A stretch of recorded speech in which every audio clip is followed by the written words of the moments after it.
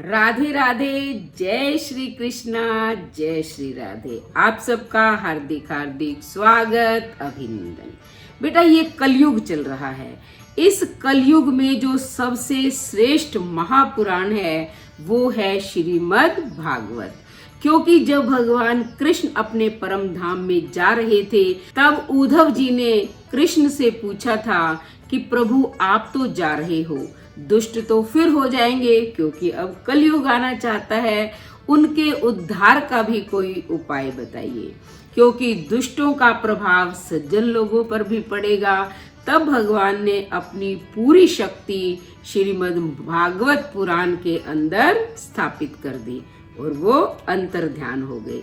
और जब भक्ति, ज्ञान, वैराग्य के अंदर ताकत नहीं थी, उठने की क्षमता नहीं थी, तब नारद जी ने सनकादि ऋषियों से पूछा कि इनके उपाय का क्या साधन है। तब सनकादि ऋषियों ने नारद जी से भी इसी श्रीमद् भागवत पुराण की महिमा का वर्णन किया था।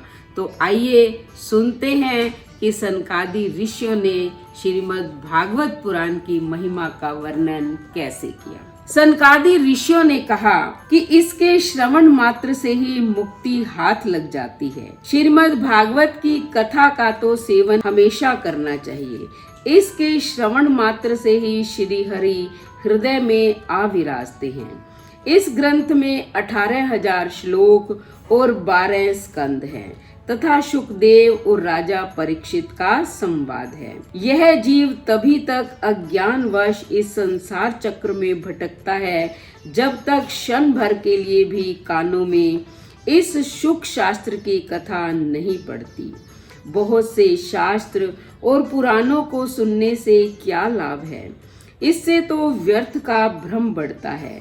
मुक्ति देने के लिए तो एकमात्र भागवत शास्त्र ही गरज रहा है। जिस घर में नित्य प्रति श्रीमद् भागवत की कथा होती है वह तीर्थ रूप हो जाता है और जो लोग उसमें रहते हैं उनके सारे पाप नष्ट हो जाते हैं। हजारों अश्वमेघ और सैकड़ों वाजपेयी यज्ञ इस सुख शास्त्र की कथा का 16वां अंश भी नहीं हो सकते। जब तक लोग अच्छी तरह श्रीमद् भागवत का श्रवण नहीं करते तभी तक उनके शरीर में पाप टिक सकते हैं। फल की दृष्टि से इस सुख शास्त्र की कथा की बराबरी गंगा, गया, काशी, पुष्कर या प्रयाग आदि कोई भी तीर्थ नहीं कर सकता।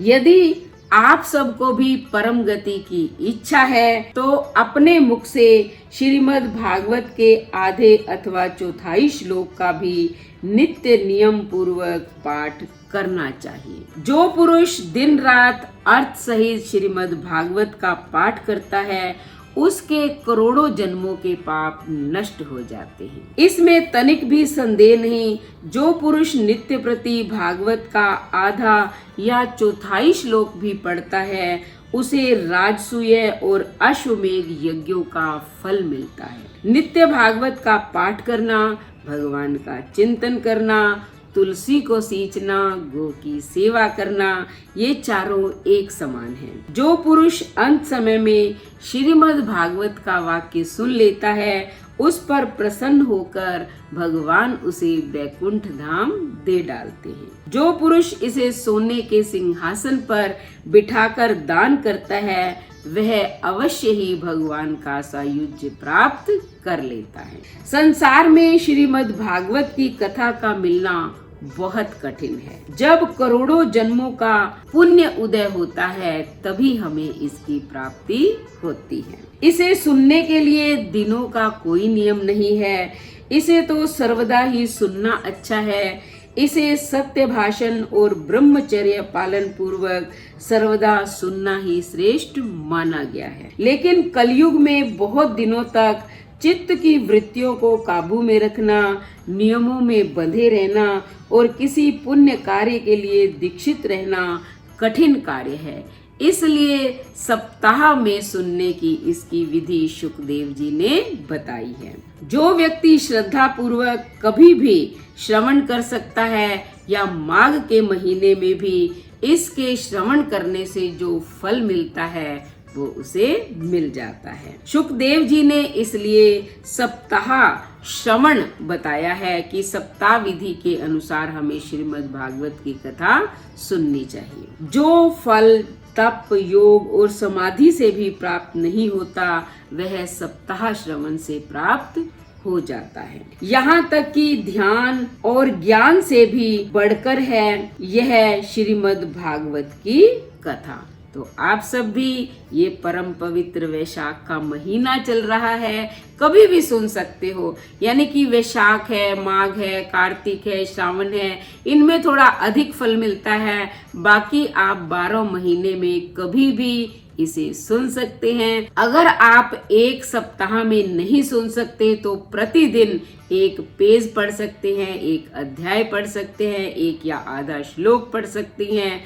फिर देखिए भगवान की कैसी अपार कृपा आप पर होती है और इन संसारिक कष्टों से मुक्ति मिल जाती है। अगर आपको श्रीमद् भागवत पुराण की महिमा पसंद आई तो चैनल को सब्सक्राइब करें, लाइक और शेयर करें, कमेंट करें और बेल आइकन के बटन को दबाएं ताकि ऐसी ही वीडियो का नोटिफिकेशन सबसे पहले आपको मिले।